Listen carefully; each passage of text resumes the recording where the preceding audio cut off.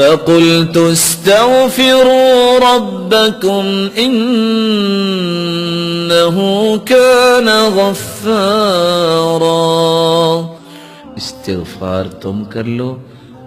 سارے گناہ بھی اللہ معاف کر دیں گے، موسلادھار بارشیں بھی برسائیں گے، تمہارے پاس مال نہیں ہے تو مال بھی وافر دے دیں گے،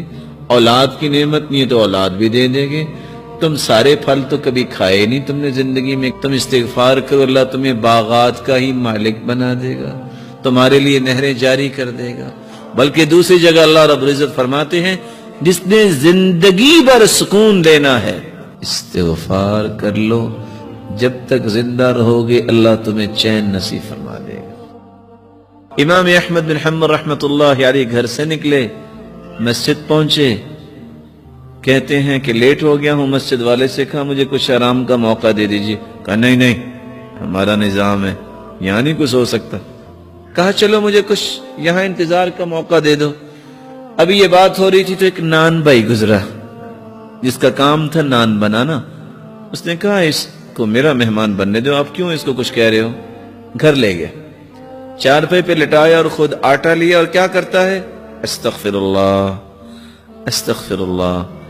آٹا گوندھ رہا ہے اور ساتھ استغفر اللہ کہہ رہا ہے، اور امام احمد بن حنبل دیکھ رہے ہیں، پوچھتے ہیں آپ کو استغفار نے کچھ فائدہ بھی دیا؟ کہتے ہیں جناب فقیر آدمی تھا، جب سے استغفار کیا مال سنبھالا نہیں جا رہا، اور جب سے استغفار کر رہا ہوں جو خواہش کرتا ہوں اللہ پوری کر دیتے ہیں، لیکن چند دنوں سے خواہش کر رہا ہوں وہ صرف پوری نہیں ہوئی، باقی ساری پوری ہوگی۔ کہا وہ کون سی خواہش ہے جو پوری نہیں ہوئی؟ کہا میں نے اللہ سے دعا کی تھی یا اللہ، وہ سنا ہے امام احمد بن حنبل ایک ہیں بڑے نیک انسان ہیں، یا اللہ میری بھی ملاقات کروا دے ان سے۔ کہا وہ تو میں ہی ہوں، وَقَدْ جُرِرْتُ إِلَيْكَ جَرًّا، آج میں گھر سے نکلا جیسے فرشتہ شاید تیرے ساتھ ملاقات ہی کروانے کے لیے مجھے لے کے آیا ہے۔ جو کثرت سے استغفار کرتا ہے اللہ تعالیٰ اس کی تنگی کو آسانی بنا دیتے ہیں، اللہ تعالیٰ اس کی مصیبت کو خوشی بنا دیتے ہیں، اور وہاں سے رزق عطا کرتے ہیں جہاں سے اس کو کبھی گمان نہیں ہوا۔